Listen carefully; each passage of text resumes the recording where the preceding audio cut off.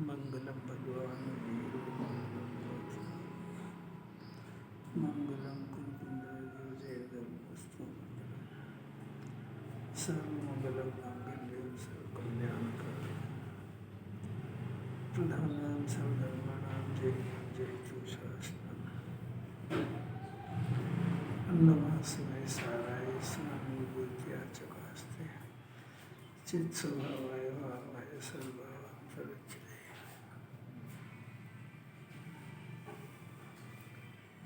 पढ़ो नहीं आरंभ में संताप के कारण और प्राप्त होने पर अतृप्ति के करने वाले तथा अंत में तो जो बड़ी मुश्किलों से भी छोड़े नहीं जा सकते, ऐसे भोगों को कौन विद्वान समझदार आसक्ति के साथ सेवन करेगा। इष्ट उपदेश पूज्यपाद आचार्य कह रहे, देखो यहीं से बनी होगा था। जो भोग के पहले, भोग के समय, भोग के बाद दुखी दुखो, ऐसे भोग को कौन आसक्ति के साथ सेवन करेगा। सेवन करता है बस सुख बुद्धि निकल जाती है। देखो भोग कैसा है, प्रारंभ में ही संताप के कारण इतनी आसानी से मिलता नहीं है। पाप करो ढेर सारा तब मिलता है। अब मिलता ही कितनी कठिनाई से, सारा पूर्व का पुण्य का स्टॉक बिकता है। और स्त्रियां तो प्रत्यक्ष उदाहरण है। सारा सुबह से शाम तक पाप करो, जब 2 रोटी सुबह 2 रोटी शाम को मिलती है, फिर भी जीव को विरक्ति नहीं होती। कभी ये परिणाम नहीं आता है, हे भगवान ये स्त्री परिवार ये सब संताप से कब पीछा छूटे। और बल्कि वही सुखी होना चाहता है कि और कुछ करे और सुखी हो जाए। भोगने की बात हुई। अब उसके बाद प्राप्त होने पर अतृप्ति। जब प्राप्त हो जाए तो कोई तृप्त होता ही नहीं है। तृष्णा नागिन नित्य ही डंके जहर की आवे। तृप्त हो ही नहीं आज तक।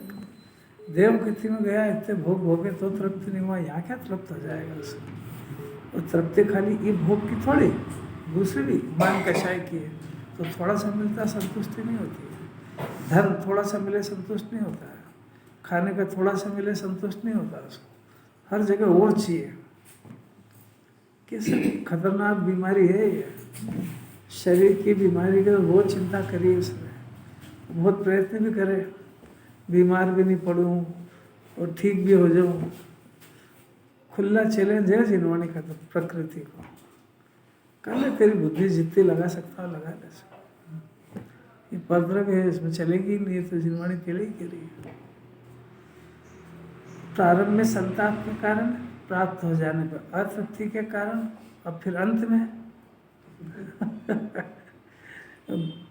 कांच की चूड़ियों के समान बिलकता हुआ छोड़ करके जाता है 5 इंद्रिय के विषय।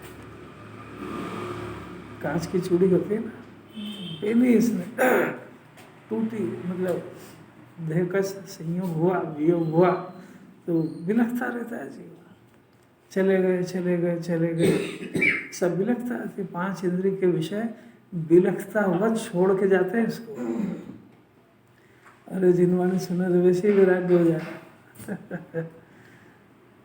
किसी को भी जीव को 5 इंद्रिय का विषय आसानी से नहीं छूटता है।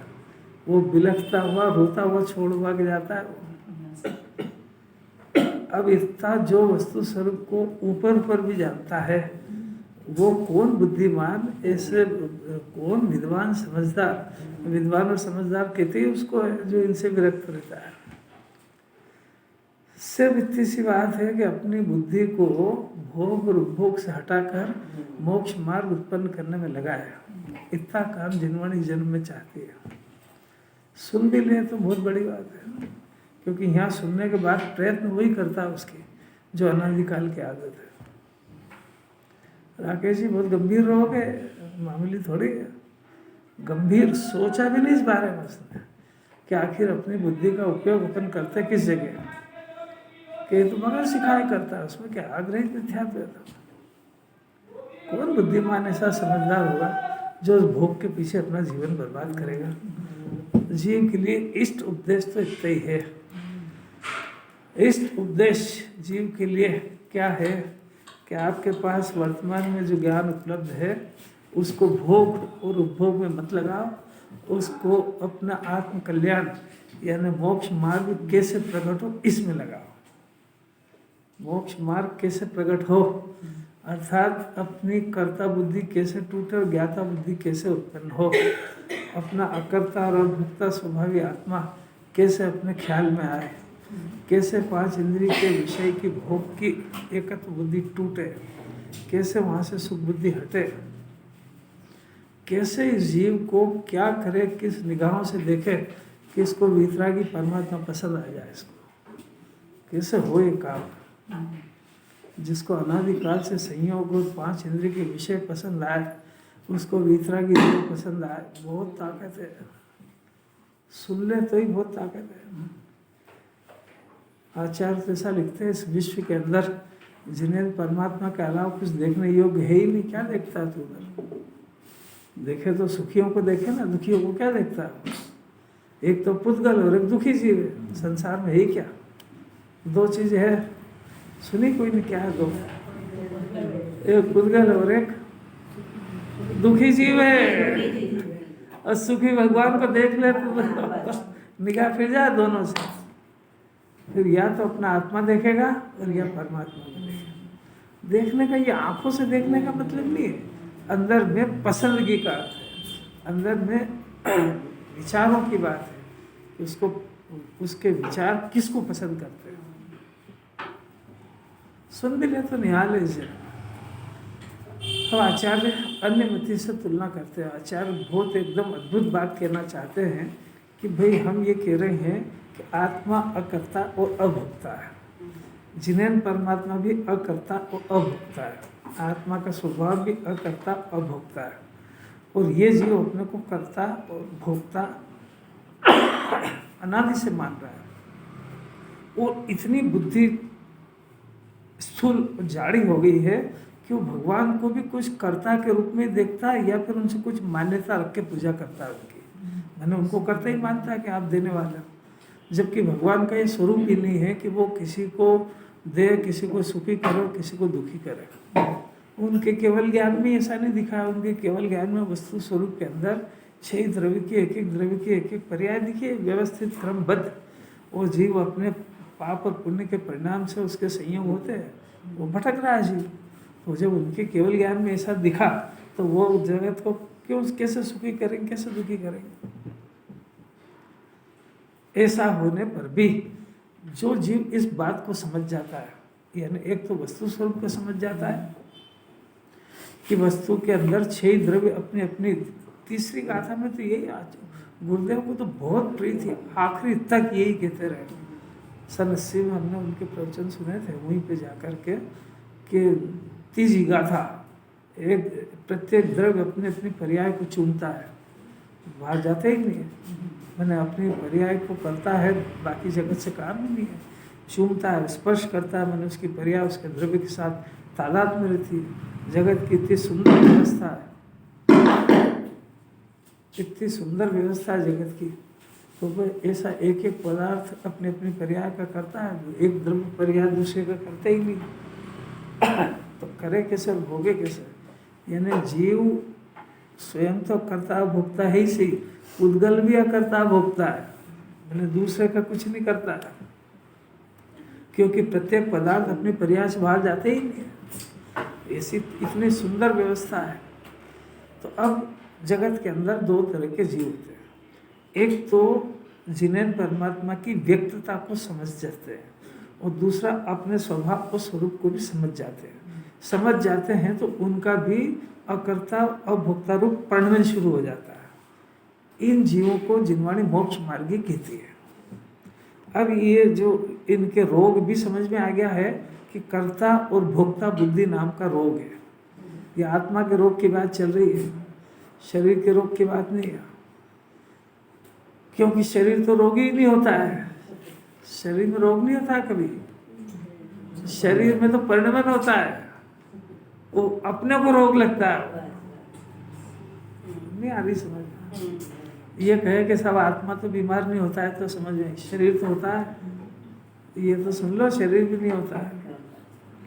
शरीर में रोग नहीं होता है, शरीर में पर्णवन होता है, और वो जो शरीर का पर्णवन है वो इस जीव को सुहाता नहीं है, ये आत्मा का रोग है। ये कैसे कैसे रोग है और आत्मा की बुद्धि सही हो जाए तो इसको ये रोग नहीं लगेगा, फिर इसको शरीर का तो ऐसा परिणाम दिखेगा, और आत्मा को शरीर को ठीक करने का विकल्प ये आत्मा का रोग दिखेगा। कुछ समझ में आ रहा है क्या बोल रहे हैं? पकड़ने ही बहुत ताकत है यार। आत्मा को क्या रोग है अंकित? मैंने कब नहीं कहा नहीं। शरीर को ठीक करने का विकल्प। जो संयोग मिला है उसको बदलने का परिणाम उत्पन्न होता है, ये आत्मा का रोग है। मैंने वो ज्ञाता दृष्टा नहीं रह पा रहा। अब कितनी ताकत है इस रोग को समझना, वो फिर इस रोग का खुद ही इलाज करना, इलाज भी खुद ही को करना है। अभी हाल तो रोग ही समझ ही नहीं आ रहा मेरे को बीमारी क्या है। वो 24 घंटे इस बीमारी से परेशान है, इसका कभी सुना ही नहीं उसने कि ये भी कोई बीमारी है क्या। अपने को 24 घंटे देखो, अपने को शरीर का चिंतन चलता है, परिवार का चलता है कि आत्मा का चलता है, तो चलता है ना। ये कितना खतरनाक रोग है, आत्मा के नजदीक ही नहीं जाने दे रहा। उसकी परवाह कितनी है इसको, नहीं है ना, बिल्कुल बेबहाने ना। शरीर का रोग हो जाए बहुत परवाह उसकी, यहाँ जाए वहाँ जाए वहाँ जाए, चला जाए जहाँ जाना वहाँ जाए, उसका तो परिणाम है। कैसी अपूर्व बात है। अब यहाँ से मोक्ष मार्ग शुरू होता है कि जो ज्ञान, जो जगत में कोई भी जीव, खुला ऑफर है 3 लोक में हर जीव को, जो ज्ञान, जो जीव, जो आत्मा इस वस्तु स्वरूप से सहमत हो जाता है और अपने अंदर अकर्ता अभोक्ता स्वभाव इसको अपने अंदर में पसंद कर लेता है और अपने स्वभाव को जान लेता है आत्मानुभूति पूर्वक, और अपना डिसीजन बदल देता है कि मैं रूपी रूपी नहीं अरूपी हूँ, मैं कर्ता नहीं भोक्ता नहीं, मैं ज्ञान दर्शन में ज्ञाता दृष्टा हूँ। ऐसा जो जीव अपने को समझकर जान लेता है उसका मोक्ष मार्ग शुरू हो जाता है। वो अल्पकाल में अरहंत की तरह ज्ञाता दृष्टा हो जाएगा। अरे सरल लग रही है कि कठिन लग रही है? सरल लगे तो और बोले, कठिन लग रही है तो फिर व्रत करो, उपास करो, माला फेरो। वो सरल लगती है उसको। अब उससे कोई ये तो पूछे कि उसका मन भी लगता है कि नहीं उसमें? मन नहीं लगता, उसका कारण जाना क्या है कि कर्ता बुद्धि कहीं मन नहीं लगने देगी। ये शिकायत करेगा, करके देखो, पूजा करेगा मन नहीं लगेगा, माला फेरेगा मन नहीं लगेगा, मन हुआ फिरे बाजार में। कारण क्या? कर्ता बुद्धि उसकी जड़ है। और अगर एक बार अकर्ता स्वभावी आत्मा पसंद आ गया ना तो मन आत्मा को छोड़ के कहीं जाएगा नहीं। तो एक ही बार पुरुषार्थ है बस। एक बार अकर्ता स्वभावी आत्मा इसको पसंद आया और एक बार इसको अकर्ता स्वभाव पसंद आया और अकर्तत्व का यानी ज्ञातत्व का रस इसने चख लिया। ये जीवान से नहीं चखा जाता है, ये ज्ञान में पैदा होता है। और एक बार अगर चख लिया तो जगत में कहीं सुहाएगा ही नहीं इसको। बार बार शास्त्र में सब दृष्टांत है। जहाज के ऊपर कोई पक्षी बैठा है, कबूतर बैठा हो, कुछ भी। अब जहाज का पंछी उड़ उड़कर पुनः पुनः वही आए, जाएगा कहाँ? सारे उसमें सारे तरफ तो पानी पानी है, तो जाएगा, थोड़ी इच्छा हो जाए तो घूम फिर के आएगा, जाएगा फिर आएगा, वहीं बैठेगा। जैसे एक बार इसको अपना आत्मा पसंद आ जाए तो भले ही चला जाए। अनादिकाल की आदत से 5 इंद्रिय के विषय की तरफ, परिवार की तरफ ममता से चला जाए, भले ही तो घूम फिर के अपना फिर ठिकाने में आ जाएगा। तो कैसा मार्ग है?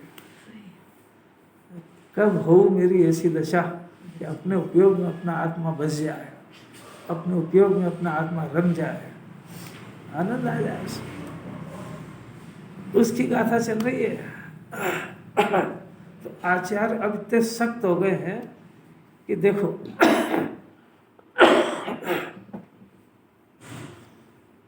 अन्यमति ब्रह्मा विष्णु महेश को इस सृष्टि का कर्ता मानते हैं, ब्रह्मा को कर्ता मानते हैं, विष्णु को पालनहार मानते हैं और महेश को संहार करने वाला मानते हैं। सारा जगत इसमें पड़ा हुआ है। अब यहाँ तो उनको अन्यमति से तो कोई मतलब है नहीं, उसका खंडन भी नहीं करना, उसमें कोई वो नहीं कहना है।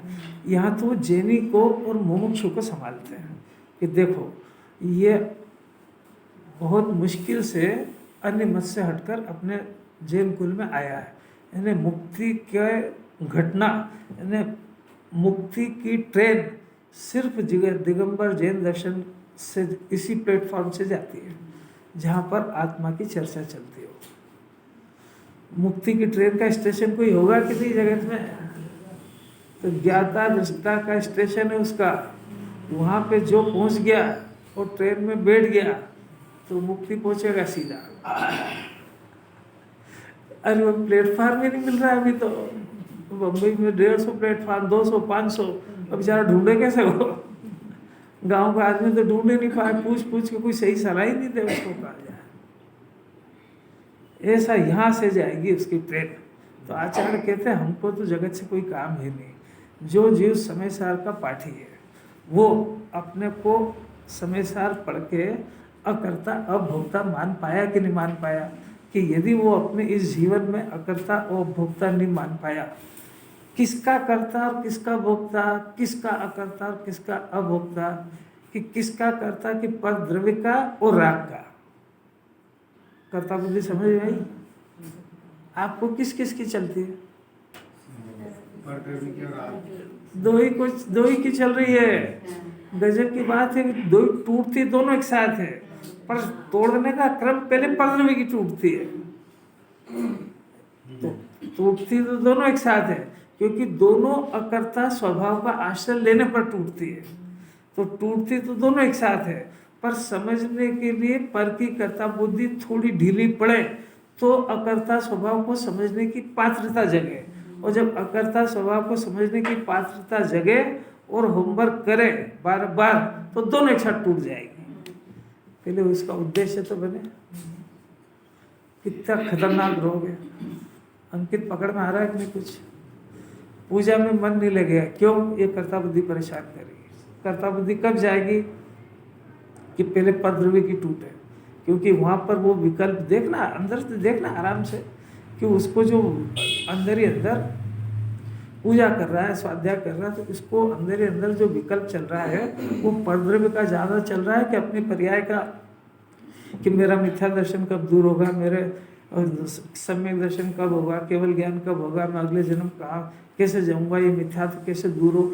ये विकल्प चलते हैं कि शरीर के चलते हैं कि परद्रव्य के चलते हैं। तो परद्रव्य की कर्ता बुद्धि इतनी खतरनाक है। तो वो परद्रव्य की कर्ता बुद्धि वो जिनागम के तत्व विचार के बगैर जाएगी नहीं। वो जाएगी तो नहीं, वो ढीली और मध्य भी नहीं पड़ेगी, क्योंकि वस्तु स्वरूप के प्रहार ही सेन करे, प्रहार से ही जाएगी वो। कितने सारे मंत्र हैं। अब कुंदाचार से बड़ा अपने को कौन सा डॉक्टर चाहिए? तो कह रहे हैं कि देखो भाई, अन्य मत में तो ब्रह्मा विष्णु महेश को कर्ता मानते हैं, और तूने आत्मा की बात सुनने पर दिगंबर वेश भी धारण कर लिया, मुनिव्रत 28 मूल गुण पालन कर लिए, घर छोड़ दिया, जंगल चला गया, पर तू अगर ऐसा मानता है कि मैं अहिंसा महाव्रत का पालन करता हूँ, इससे जीव बचते हैं, तो तू विष्णु की तरह अपने को जीवों का मारने वाला और बचाने वाला मानता है। तो जिस तरीके से उनकी मुक्ति नहीं होगी, ऐसे तेरी भी मुक्ति नहीं होगी। अब ये यहाँ पे दिगंबर श्रमण लिया, मैंने आचार्य को ऐसा नहीं है कि ज्ञान नहीं है, उन्होंने सबसे ऊंचे टॉप नेता को पकड़ा है। इसका अर्थ ये अपने ऊपर लागू पड़ती है कि नहीं? तो ये अपने ऊपर भी लागू पड़ती है कि अपन इससे ज़्यादा और क्या कर सकते हैं, कि उनके मत में विष्णु को कभी मुक्ति नहीं होगी। इसी तरीके से जो ऐसा मानता है कि मैं परिवार का पालन करता हूँ मैं शरीर को ठीक रखता हूँ, मैं दुकान चलाता हूँ, मैं बच्चों की देखभाल करता हूँ, मैं बच्चों का करियर बनाता हूँ, जो ऐसा मानता है, तो जैसे विष्णु की मुक्ति नहीं होगी वैसे इस जीव की भी मुक्ति नहीं होगी। तो इससे कड़क बात तो आचार्य क्या कह सकते हैं, बाकी तेरी मर्जी है। मतलब दोनों की कर्ता बुद्धि में कोई अंतर नहीं। ये तो कह रहे हैं, अभी हम पढ़ाते हैं इस बात को कि अपने को जीव की तरफ से देखना आना चाहिए। अपन जो तुलना करते हैं वो संयोग से करते हैं। जीव में एक मान्यता नाम का गुण है, तो मान्यता के गुण में शरीर को अपना मानने का गुण, एक इंद्री, चींटी, भौरा, कुत्ता, बिल्ली, गाय, भैंस, इनमें पाई जाती है कि नहीं? आपको किसे पता लग गया? आपको केवल ज्ञान है नहीं पाई जाते तो मुक्त हो जाता हूँ। ये की प्रवृत्ति बता रही है। प्रवृत्ति बता रही है। चलो जब बुद्धि तो लगा, क्यों शरीर की चिंता में परेशान है, भूख के लिए तरस रहा है, ठंड गर्मी बीमारी बीमारी, तो शरीर के लिए तो परेशान हो रहा है। अब तो मतलब वो शरीर को अपना मानता है, मतलब वो शरीर आत्मा को दो को न्यारा न्यारा नहीं जानता। उसके शरीर में भी आत्मा तो सिद्ध भगवान जैसा अलग ही है। अब इधर अपन मनुष्य में आ गए, मनुष्य में भी अपन मुमुक्षु आ गए। अब मुमुक्षु में भी मुमुक्षु में साधु बन गए। आचार्य तो जो ठेठ टॉप नेता को पकड़ते हैं, साधु बन गए। अब अपन जो है अपन भी शरीर को अपना मानते हैं और शरीर की क्रियाओं से धर्म मानते हैं। त्यागी बनने के बाद वो श्रमण अपने को शरीर मान रहा है। आपको कैसे पता?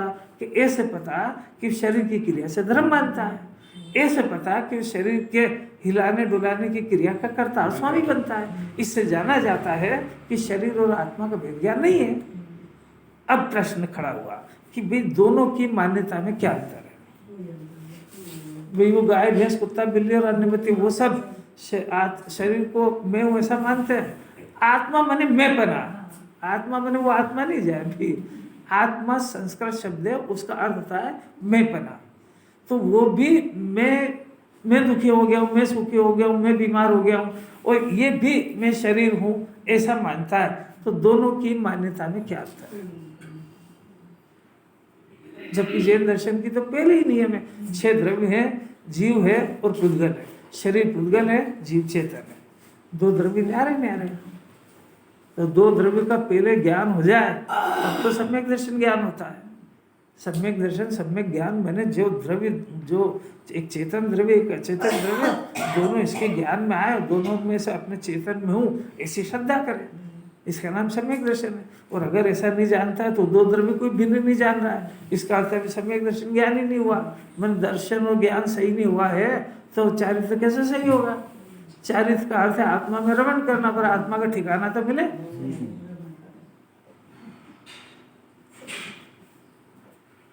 कैसा पकड़ा आचार्य ने? अगर ये कुंदाचार्य बात नहीं लिखते होते तो अपन जो अनादि से कारण से कर रहे हैं वही करते होते, वही करते होते। मैंने शरीर की क्रिया को धर्म मानते होते तो वो तो अन्य मति मान रहा है, वैसा अपन भी मानते। तो वो तो खुद ही कह रहे हैं, कड़क बात कह दी उन्होंने कि विष्णु को मुक्ति नहीं होगी, ऐसी मान्यता वाला कोई जीव हो उसको मुक्ति नहीं होगी। हमारे पास कोई लिहाज नहीं है। कितनी कठिन बात है। जिन्होंने कोई मेहनत नहीं चाहती इससे, इसका ज्ञान और श्रद्धा सही काम करे ये चाहती है, क्योंकि ये जीव का लक्षण है। कैसी बात है? अब जरा इसका गाथार्थ एक बार पढ़ो, कोई भी पढ़ो। लौकिक जनों के मत में देव, नारकी, तेज, मनुष्य प्राणियों को विष्णु करता है, और यदि श्रमणों मुनियों के मंतव्य में भी 6 काय के जीवों को आत्मा करता हो तो लोक और श्रमणों का एक सिद्धांत हो गया। उनमें कोई अंतर दिखाई नहीं देता, क्योंकि लोक के मत में विष्णु करता है और श्रमणों के मत में भी आत्मा करता है। इसलिए कर्तृत्व की मान्यता में दोनों समान हुए। इस प्रकार देव, मनुष्य और असुर लोक को सदा करते हुए, अर्थात तीनों लोक के कर्ता भाव से निरंतर प्रवर्तमान है, ऐसे उन लोक और श्रमण दोनों का कोई मोक्ष दिखाई नहीं देता। कुंकुंदाचार्य कहते हैं हमको तो उन दोनों में से किसी का मोक्ष दिखाई नहीं देता है। वो 3 लोक का कह दिया उन्होंने। कुंकुंदाचार्य का वचन यानी सिमंदर भगवान की दिव्य ध्वनि में खिरा हुआ वचन है, वो उनको 3 लोक का ज्ञान है जिन्हें परमात्मा को, उसके आधार से उन्होंने कहा 3 श्लोक में श्रवण और कोई का इन दोनों का मोक्ष दिखाई नहीं देता। कुंकुंदाचार्य को तो नहीं दिखता है, अपने को किसी को दिखता हो तो देख लेना भैया। इस शरीर और आत्मा में हूँ, शरीर का मैं करता हूँ, राग और आत्मा में हूँ और राग का मैं करता हूँ, ऐसा जो मानता है उसकी मुक्ति कब होगी? अगर अपनी मान्यता इस जन्म में जिंदा रह गई, ये बात समझना किसको कहते हैं? गुरुदेव जैसे महाशूरवीर समझ गए तो ज्ञान और राग का भेद ज्ञान करके दिखा दिया। वो एक ही बात है, वो राग से धर्म होता है या राग से दुकान चलती है, मान्यता एक ही है। राग से पर में कुछ होता है, जिनवाणी इसका पुरुषार्थ करा रही है। ज्ञान स्वभावी आत्मा राग को जान सकता, करने का अधिकार नहीं है उसको। ज्ञान स्वभावी आत्मा यानी आत्मा को या ज्ञान को राग करने का अधिकार भी नहीं है, राग उसका स्वभाव भी नहीं है, इसलिए वो राग को दूर भी नहीं कर सकता है और राग को भिन्न रह करके जान सकता है। इसका नाम समय सार है। कैसी कैसी बात है, फिर से सुनना, बहुत गंभीर बात। अब कहता हूँ जरा ध्यान से सुनना, पकड़ने का प्रयत्न करना और अपनी ताकत हो तो याद रखना। कषाय तो याद रखते ही है, एक आध बार इसको भी याद रख लेगा तो कभी प्रैक्टिकल कर लेगा। राग होना ये कोई दोष नहीं है, दोष तो है पर दोष अभी मिथ्या दर्शन जब दूर करना तो उसको दोष वोष गिनते ही नहीं है। इसके साथ 2 काम और होते हैं। एक तो राग को भला मानने की प्रवृत्ति होती है, इसका नाम मिथ्या दर्शन है, ये जीव का अंश है। एक बात समझ आई? भला मानना मैंने राग, सुनो पहले शांति से। जब एक बात पूछी है तो फिर उसका अर्थ जब बोलते तो सुनो तो सही। अब जब प्रश्न हुआ कि भला मानना मैंने क्या, तो उसी की तो खुलासा कर रहे हैं। राग से शरीर ठीक रहेगा, घर वाले आपको सब जने कहेंगे कुछ विकल्प तो करो, बच्ची की शादी करना तो क्या घर बैठे बैठे हो जाए क्या? तुम्हारे क्रमबद्ध के माला फेरने से हो जाए क्या? कुछ करना पड़ेगा कि नहीं? तो करने का अर्थ राग करो, और क्या करें? राग करो मैंने इच्छा करो, इच्छा करो मैंने ढूंढने जाओ, देखो व्यवस्था करो, घर बैठे बैठे धन आ जाए क्या? इच्छा करो, दुकान पे जाओ, मेहनत करो, मैंने क्या कुछ पाप का परिणाम करो, तो इस परिणाम करने से वो व्यवस्था हो जाएगी। इसका नाम है राग को भला मानना। राग को करने योग्य अपने श्रद्धान में मानना, इसका नाम है राग को भला मानना। अब इसको अरे तो ये एक एक बात समझेगा तो इसको गुरुदेव के कुंकुंदाचार्य की महिमा आएगी कि उन्होंने पूरी जिंदगी यही समझा कि तू राग को बुरा जान ले और आत्मा को भला जान ले, वीतराग भाव करने योग्य ऐसा मान ले। वीतराग भाव नहीं हो इसकी कोई परवाह नहीं है अभी, पर तू जिस दुष्ट से तू 4 गति भटका है, तू उसको मित्र कैसे मानता है? ये 45 वर्ष तक कही, पर अब जो भाग्यशाली सुन के कई हो गए होंगे, अपने क्या मालूम ये भी हो जाए, उस गिनती में आ जाए। राग को छेड़छाड़ी कर ही नहीं रहे। राग से भिन्न एक सत्ता जिसको ज्ञान स्वभावी आत्मा कहते हैं, उसको कह रहे हैं आत्मा को भला मान। आत्मा के अंदर से उत्पन्न होने वाले वीतराग भाव को भला मान। राग इसको क्या भला मानता है? तेरी छाती पे मूंग दलता हुआ पैदा होता है, तेरी शांति का खून पर पैदा होता है, तेरे को धर्म न पुण्य में मन लगने देता है, ना मंदिर में लगने देता हो, तो उसको भला मानता है। ऐसा कोई कहने वाला कौन मिलेगा?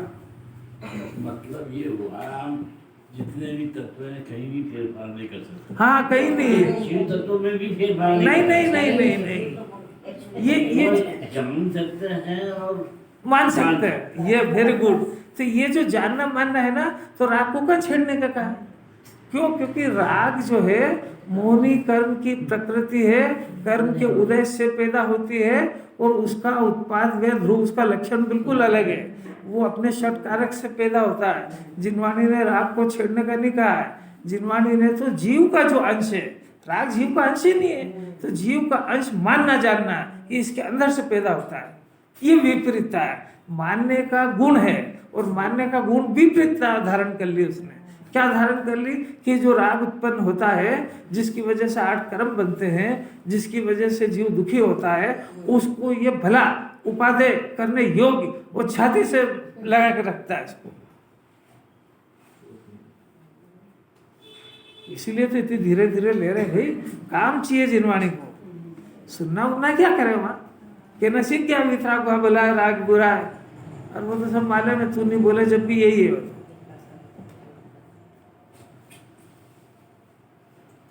पहला पाया है, जो बुरा जानेगा, बुरा मानेगा तो किसी दिन इसकी सत्ता में से विदा हो जाएगा। जब भला ही जानेगा, भला ही मानेगा तो अन्यमति हो गया वो। एक बात समझ में आई क्या? अब दूसरी सुनो। राग से जिनवाणी को कोई आपत्ति नहीं है। क्यों आपत्ति नहीं? क्योंकि राग आत्मा के अंदर नहीं होता है। क्यों नहीं होता है? इसलिए नहीं होता कि आत्मा ज्ञान का बना हुआ है।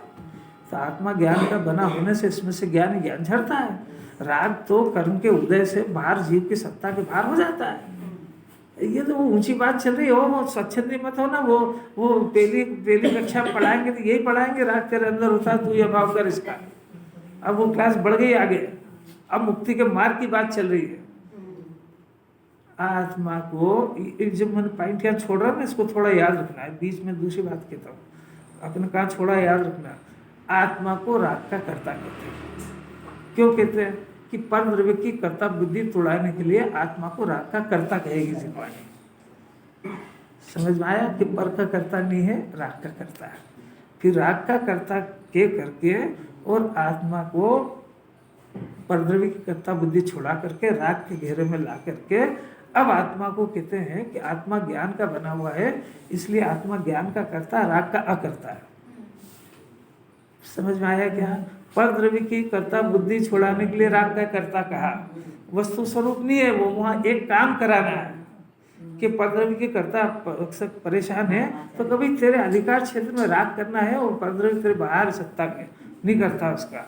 जब ये वहाँ से घेरे में आया तब कहेंगे भाई राग वाग का करता नहीं है। आत्मा में कोई ऐसा कोई गुण तो है नहीं जो राग को करे, क्योंकि आत्मा तो ज्ञान का बना हुआ है कि भगवान स्वरूप है। ये कहाँ राग वाग के धंधे में करे? इस राग का स्वरूप तो तेरे को बताया, सही 4 गति भटकता है, इससे कर्म बनते। ये कोई जीव करेगा क्या? और यही करेगा तो मुक्त कब होएगा? तो फिर साहब काय का करता है कि हाँ ज्ञान का करता है। गजब हो गया। ज्ञान का कर्ता बुद्धि के करके राग की कर्ता बुद्धि तुड़ाई है। अभी कोर्स पूरा नहीं हुआ है, ये दूसरी क्लास है। अब वो एक क्लास में जाने के लिए पिछली का निषेध करते हैं तो ये कहता आप कभी तो कुछ कहते हो, कभी कुछ कहते हो, अब तो हम तो सब सही कहते हैं, तेरी बीमारी इतनी खतरनाक है, हम क्या करें? फिर से आत्मा को राग की कर्ता बुद्धि छुड़ाने के लिए ज्ञान का कर्तत्व सौंपा है। फिर ज्ञानवान का भी कर्ता नहीं है। क्यों नहीं है? आत्मा तो अकर्ता स्वभाव ही है। आत्मा निष्क्रिय ध्रुव पदार्थ है, पारणिक भाव है, इसके अंदर से निरंतर ज्ञान अपने आप झरा ही करता है। तो जो अपने आप होता है उसको क्या करे? तो ज्ञान की कर्ता बुद्धि से भी वैसे ही दुखी होएगा। कैसा? जैसा राग की कर्ता बुद्धि से। कैसा? जैसी पर की कर्ता बुद्धि से। क्योंकि वो अंदर ही अंदर करेगा मेरे को जल्दी जल्दी सम्यक दर्शन करना, मेरे को केवल ज्ञान करना, मेरे को मोक्ष करना, मेरे को तो कहाँ की संकट में पड़ गया फिर से। जिनवाणी कितना निर्भर करना चाहती है, कहाँ लाना चाहती है? निष्क्रिय ध्रुव अकर्ता स्वभावी आत्मा, इसका करे केवल ज्ञान की पर्याय क्रमबद्ध हो जाएगी। अरे एक बार सोचो तो सही कि सूर्य अपनी किरण का करता है, तो क्या अपने अंदर से सूर्य की किरणें निकाल निकाल के फेंकता है क्या? सूर्य की किरणें कहाँ से निकलती है? कि सूर्य में से। सूर्य उसका करता है कि नहीं करता है? वो उसमें होती है इसलिए उसको करता कहते हैं बस। तो ऐसा करता नहीं है कि मैं इधर झांकूं फिर उधर झांकूं, इसको प्रकाशित करूं फिर उसको, कुछ नहीं करना है। जिस तरीके से सूर्य की किरण का कर्ता सूर्य कहा जाता है, उसी तरीके से ज्ञान की पर्याय का कर्ता आत्मा को कहा जाता है। वो अंदर से अपने आप निकलती है, अपने आप लोकालोक को प्रकाशित करती है। आत्मा प्रकाश तत्व है, मैं प्रकाश तत्व हूँ। प्रकाश करना भी मेरा काम नहीं है, होता हुआ प्रकाश। और गजब की बात है कि वो प्रकाश सूर्य को प्रसिद्ध करता है, गेय को प्रसिद्ध नहीं करता है। नहीं समझ? ऐसा ये ज्ञान की किरणें जो निकल रही है इसमें से, ज्ञान सूर्य में से ज्ञान की जो किरणें निकल रही है वो आत्मा को प्रकाशित करती है, वो गेय को नहीं करती है। ये हमने घड़ी को जाना है, घड़ी ये बताती है कि जानने वाला आत्मा मैं हूँ। ये भगवान के दर्शन से भगवान ये बताते हैं कि ये कहता नमो और इंसान, तो वो कहते हैं कि तू मेरे, अगर तेरे पास ज्ञान नहीं होता तो मेरे को कौन जानता। नहीं आया समझ? अरे वो वहां पे दो चीजें है ना, एक वेदी भी है और एक भगवान भी है। तो तेरे पास ज्ञान है ना, तू किसको वेदी को ढोक दे रहा है कि भगवान को दे रहा है? वो नमो और इंसान किसको वेदी को सुना रहा है, कौन टेबल वगैरह पड़ी उसको सुना रहा है? ये ज्ञान किसकी, ये कला है किसकी? अरे इसको सही तो ज्ञान हो गया है कि इसके ज्ञान में जो झलकता है उसकी महिमा करता है, और जो झलकाने वाला है उसका कभी इसके मन में कैसी अपूर्व बात है। किस घड़ी में ये बातें आ गई अपने पास, अपने को इसकी कल्पना नहीं है। ये सर्वोत्तम पुण्य की पराकाष्ठा है, इससे ऊंचा जगत में कोई पुण्य होता ही नहीं है। इसको तो लगे धन मिल जाए, डॉक्टर मिल जाए, ब्याह शादी हो जाए, बच्चे बच्चे हो जाए, धन हो जाए, उसको पुण्य का उदय कहते हैं। कौन कहता है उसको? मतलब मुसलमानों के पास ही बहुत होता है, उसमें क्या धन है। पुण्यशाली तो वो है जिसको मुक्ति का मार्ग सुनने को मिलता है। ये माने नहीं माने उसकी अलग बात है। पुण्य के उदय ने तो ला के रख दिया यहाँ पे। कैसी अपूर्व बात है। ये पुण्य के वजह से तृप्त हो तब जाके सांस सुनना चाहिए। तृप्त ही नहीं होगा ना। तृप्त ही है, फिर अब मैंने कहाँ छोड़ा था वो मेरे को याद दिला। आज SMS में से तो बताया था। अपन ने कहाँ छोड़ा था वो याद दिला मेरे को। है? राग को भला मानता हाँ, राग को भला मानता। तो दो बीमारी है, एक तो राग उत्पन्न होना, ये भी रोग है। तो ये रोग की बात हम बाद में करेंगे। अभी इन दो के, इसके पीछे दो बीमारी खतरनाक है जिसकी वजह से राग को पोषण मिलता है। तो पहली तो अपन ने ये बताया कि जीव में एक श्रद्धा नाम का गुण है और वो इस राग को भला मानता है। इसके साथ में ज्ञान भी है, भला ही जानता है, उसको उपादेय जानता है। दोनों काम एक साथ होते हैं, भला मानना और भला जानना। ज्ञान इसको राग के फेवर में चल रहा है, तो ज्ञान बार बार वो कहता है राग तो करनी पड़ेगा। अब ये बताओ, आप दुकान पे नहीं जाएंगे, दुकान का परिणाम नहीं करेंगे तो धन कैसे आएगा? ये सपोर्ट कौन कर रहा है? ये ज्ञान कर रहा है। ज्ञान माने आत्मा का अंश। तो एक अंश तो उसको करने योग्य मानता है, वो दूसरा अंश जानता भी है, तो वो सारी टेक्निकें बताता है। नहीं आई समझ में? चोर जो है ना, चोर चोरी करता है तो पहले तो चोरी करने को भला मानता है, फिर ज्ञान से उसकी सारी योजनाएं बनाता है। अपन किधर से घुसेंगे, कहाँ दरवाजा, कहाँ से अगर पकड़े जाए तो कहाँ से भागेंगे, ये काम ज्ञान करता है उसका। ज्ञान के पास इतनी ताकत है, सब वो घुसने के पहले निकलने के सब रास्ते प्लानिंग बना के फिर घुसता है। ये काम ज्ञान जानता है। जब श्रद्धा ने भला मान लिया कि चोरी करना भला है और धन आएगा, तो ज्ञान पूरा तैयारी करेगा उसकी। सब पहले एकदम से चोर नहीं घुसता है, सारी रिहर्सल करता है वो। घर के लोग कब सो जाते हैं, कब उठते हैं, कौन बाहर गया, ताला कितने दिन से लगा, ये सब योजनाएं ज्ञान करता है। ये मानने के बाद चलती है फंक्शन। ये हो गया, ये एक फंक्शन हुआ। अब दूसरा, राग उत्पन्न होना कोई दोष नहीं है, राग की कर्ता बुद्धि ये दोष है। वहां राग भला मान रहा था, भला जान रहा था, और यहाँ राग की कर्ता बुद्धि, ऐसा ऐसा राग करो, ऐसा ऐसा करो। ये कर्ता बुद्धि ये दोनों सपोर्टर, एक राग की कर्ता बुद्धि और एक राग की उपादेय बुद्धि, ये राग को कभी नष्ट नहीं होने देगी। और जिनवाणी ने, ये गुरुदेव ने, ये कुंकुंदाचार्य ने, अमृत, पूरा जैन दर्शन इन दोनों के खिलाफ है, राग के खिलाफ है ही नहीं। और जो इसको नहीं जानते इस रहस्य को, वो राग के पीछे पड़े। राग कम करो, राग ऐसा करो, सबको भला करने का राग करो, अरे वही तो मौत का कारण है। नहीं आ रही समझ में? या फिर ये राग का त्याग करो, ये करो, रात्रि भोजन का त्याग करो, पानी का त्याग करो, करो कुछ ना कुछ करो। सही जानो, ये कहीं बात ही नहीं है। पहले सही जानो, शब्द व्यसन बीड़ी सिगरेट पीने से कलेजा जल जाता है, ऐसा पहले सही मानो जानो, फिर छोड़ने की बात है। जब उसको भले ही मानता जानता है तो तुम देते रहो उपदेश, और वो किसी के डर से, माँ बाप के डर से, समाज के डर से, शरीर के डर से छोड़ भी देगा तो बहुत जल्दी वापस लेगा वो, मौका देख के फिर पिएगा वो। क्या कह रहे हैं राकेश जी? आचार्य ने तो बहुत ताकत से कह दिया इसको।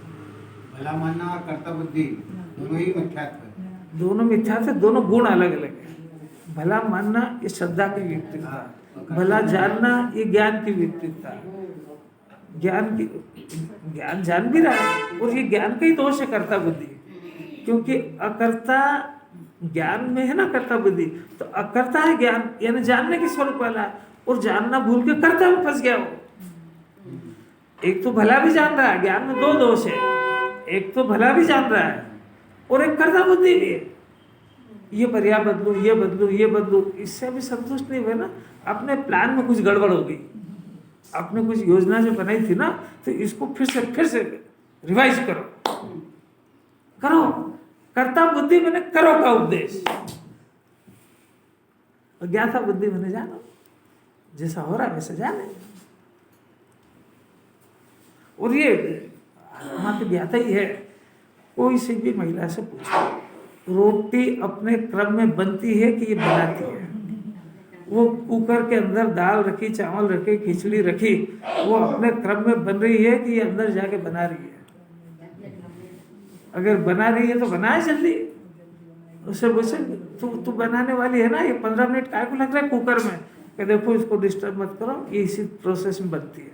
तो बनती है कि आप बनाते हो?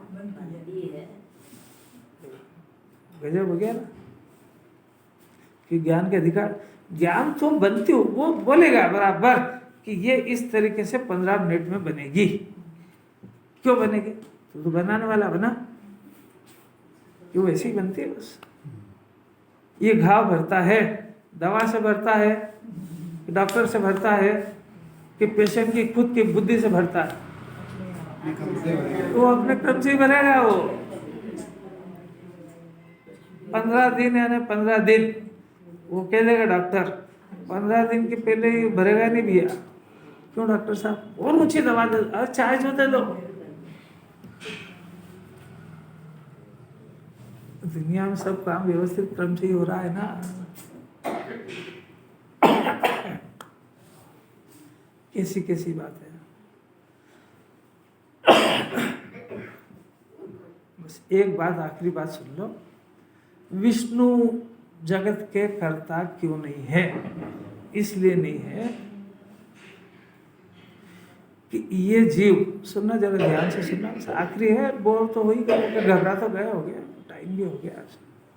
अब क्या करें, फिर वो मेरी चूक जाएगी तो फिर डबल आएगी नहीं अपने पास। ये जीव यहाँ से शरीर छूटा, शरीर छूट करके ये जीव अरूपी और अमूर्तिक है, ये दूसरी जगह गया। जब तक अरन सिद्ध नहीं बनेगा ऐसे ही भटके गए, तो ये दूसरी जगह पे गया, तो ये शरीर को भी यहीं छोड़ गया। अब ये गया पूरा ज्ञान का प्रदेश, तो ये जिस जगह पे गया, जिस गति में गया, वहाँ सबसे पहले आहार वर्णा को धारण करता है। आहार वर्णा आती है पास, वर्णा होती है ना, तेजस वर्णा, कार्माण वर्णा, आहार वर्णा, मनोवर्णा। तो ये जो शरीर है ये आहार वर्णा का बना हुआ है, तो सबसे पहले आहार वर्णा आती है। फिर उसके बाद उसके शरीर में ये अंग उपांग की रचना होती है, सब होती है, और वहाँ पर ये जीव गया और ये सब काम हुए, शरीर का मिलना, फिर अंग उपांग की रचना होना, ये सब होना। अब फिर उसके बाद मनुष्य हो तो उसको आँख का नाक वगैरह सब की रचना होती है, तीर हो तो वैसी होती है, ये सब हुआ। अब इस आत्मा के साथ में वो शरीर का संयोग, शरीर बना आहार वर्णा से, तो ये सब हुआ, तो ये सब हुआ, तो इस आत्मा ने उन वर्णाओं को लाने के लिए क्या करा? जिस आत्मा को के संयोग में ये शरीर रहेगा, जो पूरी जिंदगी इस शरीर का स्वामी बनके रहेगा, उस आत्मा ने इस शरीर को ये सारे के सारे बनाने के लिए क्या करा? इतना आसान है कहना। तो जब इसी आत्मा ने इसी शरीर को बनाने के लिए कुछ नहीं करा, तो ये आत्मा दूसरे के शरीर को बना दे, ये घटना कैसे घट सकती है? आपको कोई लॉजिक समझ में आ रहा है क्या? जब ये आत्मा को ही अधिकार नहीं है कि अपने मन पसंद का शरीर बना ले, स्त्री का बना ले, पुरुष का बना ले, गोरा बना ले, काला नहीं बनने दे, ये कर ले, वो कर ले, और सब अंग उपांग सब बढ़िया कर ले, और सब धन की व्यवस्था कर, यहाँ से सब लगा लेना, अच्छा परिवार मिले, अच्छे माँ बाप, इसमें माँ बाप के लिए क्या प्रयत्न करा? पत्नी के लिए तो करा, और काय के लिए करा, सबके लिए करा, क्या क्या इसने करा है, और तूने वो वही से स्टार्टिंग पॉइंट से कुछ नहीं करा है, तो बाकी के सब कहाँ से कर लेगा? नहीं आ रही कोई बात, लॉजिक समझना जरा। ये जैन दर्शन है, केवल ज्ञान ने देखा है, तब हुआ करता है। तो अब जो वस्तु स्वरूप ये अनादि अनंत ऐसे ही चल रहा है इस विश्व के अंदर, कोई माने तो ठीक है, नहीं माने तो ठीक है, वस्तु स्वरूप थोड़ी बदलता है। तो अब इसी आत्मा ने इसी के शरीर को बनाने का, इसी के संयोग को बनाने का, इसी के जो सामग्री मिली है उसको करने का इसके पास कोई अधिकार नहीं है। तो ये आत्मा ये घोषणा करे कि मैं इन जीवों को बचाता हूँ, इनको मारता हूँ, इनकी रक्षा करता हूँ, और इनका ये करता हूँ, और इनका ये करता हूँ, इनका ब्याह कराता हूँ, ये कौन से पागलपन की बातें हैं? कुछ बात समझ में आ रही क्या? जो अधिकार इसी आत्मा के पास नहीं है, तो यह आत्मा ये दम्भ भरता है कि मैं जीवों को मारता हूं, मैं जीवों को बचाता हूं, मैं महाव्रत पालन करता हूं, मैं ऐष्णा समिति पालन करता हूं। अभी जिन्हें भगवान की बात से भी सहमत नहीं आपका ज्ञान, कोई अद्भुत बात किस घड़ी में आ गई है? तो ये अद्भुत बातें हैं, कितने ही पुण्य। अब वो गजब की बात सुनना कि पुण्य का उदय आके निर्जरा हो गई, इसकी चला गया ये। अब ये कल कौन सा आएगा इसका कोई ठिकाना नहीं है, ये किसी के हाथ में थोड़ी, इसके हाथ में पुण्य का उदय लाना है, अच्छा पुण्य का परिणाम करना है, इसकी इच्छा से थोड़ी हो रहा है वो। अब यही तो सिद्ध करा है कि पुण्य का परिणाम इसकी इच्छा से नहीं होएगा। लाख वहां पे बैठ जाए विधान में, और मन लगा कितना लगा, कैसे लगा लेगा? कर ले तो करता, बुद्धि सिद्ध हो जाए। नहीं, सिद्ध नहीं हो जाए, कर ले तो वस्तु स्वरूप फेल हो जाए। कर ले कि करने की अगर छूट दी जाए तो फिर वितराग भावी करे ना, और फिर चौथा ही क्यों करे, सीधे ही अरचित करे ना। ये बीज के पापड़ काहे को मिले? 5वां गुण स्थान और मुनि दशा और ये जंगल जाना और ये सब बाईपास, आजकल बाईपास रोड निकलते हैं कि बाईपास करते हैं कि नहीं, इधर से ब्लॉकेज हो गया तो बाईपास कर दो उसको, तो ये भी सब बाईपास कर दो। ऐसा नहीं चलता है यहाँ पे। अब टीका चलेगी कल।